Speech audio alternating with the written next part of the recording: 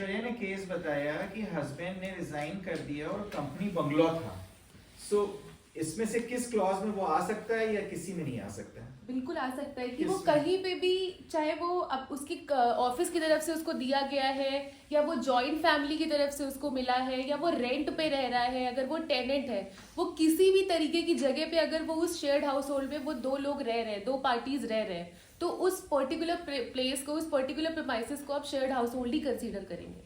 Suppose he was not a tenant. Suppose husband was not a tenant. Then still would the wife have a right to stay in that premises? Sure. कैसे? तो जहां जिस जगह पे भी वो रह रहे Where होंगे, does this say? अच्छा, let me just rephrase it. Let me just, आप में से किसके फादर गवर्नमेंट सर्वेंट रहे हैं या हैं? गवर्नमेंट एकोमोडेशन मिला था? जी मिला था? जी. कहाँ मिला था? गोंडा में. गोंडा में, सिविल लाइंस में भी. जी जी. गॉड फॉरबिड किसी के भी गवर्नमेंट सर्वेंट में husband wife Gonda civil lines में गवर्नमेंट एकोमोडेशन में रह रहे थे. They separate, it's a government accommodation, they separate. जिस पोस्ट पे, suppose he was district magistrate Gonda, now he has been transferred somewhere else. Can wife insist कि no, I will continue to live in the district magistrate Gonda residence in civil lines forever?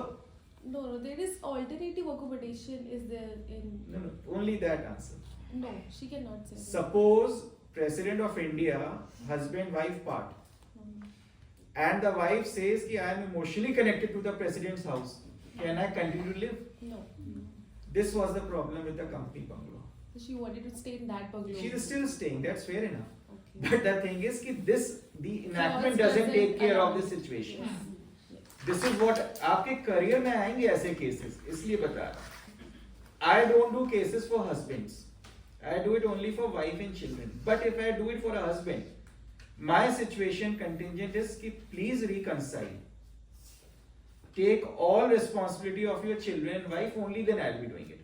So in that case, they gave a bank draft, 50 lakhs or so in the court. They reside from that. And then the company secretary wanted us to get a favorable order so as to clear my pending fees. I said nothing doing, I'm blocking you, I'm not taking care of your case. And they lost it here. They go to Supreme Court doesn't give them any relief. And then they start begging for mediation, which they were against till High Court.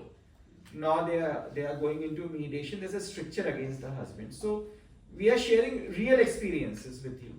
So please go and study this shared household definition again. कौन बताएगा आली में से about respondent's definition? Respondent कौन होता है और अभी law क्या कह रहा है? Who can be a respondent? Respondent means any adult male person who is or has been in a domestic relationship with the agreed person and against whom the agreed person has sought any relief under this act, provided an agreed wife or female living in a relationship in a nature of marriage may also file a complaint against a relative of husband or the male partner. So basically जो ये act है उसमें respondent के definition में ये बोला गया है कोई भी अडल्ट मेल मेंबर होगा. You understand कि case can only be filed against a adult male member, उनको ही आप पार्टी बना सकते हो. बट एक जजमेंट आया था P Harsora versus P Harsora, जिसमें ये चीज बोली गई थी कि रिस्पोंडेंट सिर्फ मेल मेंबर्स नहीं हो सकते, फीमेल भी पार्टीज बनाई जा सकती है और उनको भी आप रिस्पोंडेंट बना सकते हैं. ये इश्यूज हो सकता है जिंदगी में कभी एक बार आ जाए, हो सकता है पूरी हम लोगों की जिंदगी गुजर जाए ना. So what Anjali ji is telling you, please note these things. They are very important, both in the context of respondent and shared household. क्या बताया? नहीं यार तो पूछिए. Yes. सो रिस्पोंडेंट की डेफिनेशन है डेफिनेशन क्लॉज में कि ये जो PWDV एक्ट है हमारा 2005 का, इसमें रिस्पोंडेंट कौन हो सकता है, यानी अगर मैं इसमें अग्रीव्ड कौन हो सकता है, ये क्लियर हो गया अभी. क्या अर्नब इस एक्ट में अग्रीव्ड हो सकते हैं? हो सकते हैं? There is a doubt, I guess. No.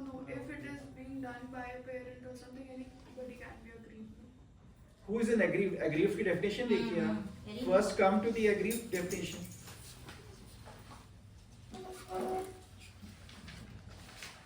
2A पे आ जाइए. It states any woman.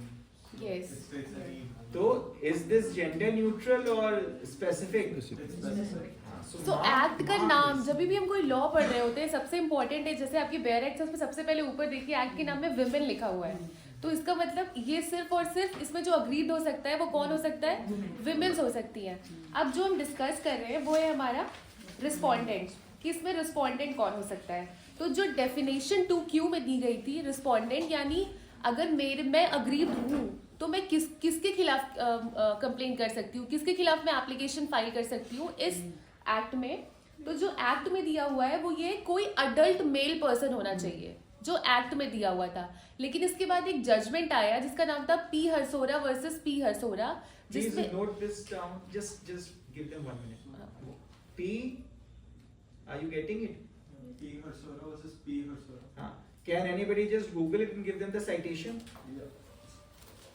So they have it on their mobiles or on the notepad, wherever they are taking it down. You can even write it on your Bear Acts. So if you write it on the Bear Acts, it will remain with you forever as long as that Bear Act is with you. 2016. 2006. Please tell them the citation. 2016. Or just share it on the group, or you can just share it to Aishwarya. She'll share it on the intern groups. Okay.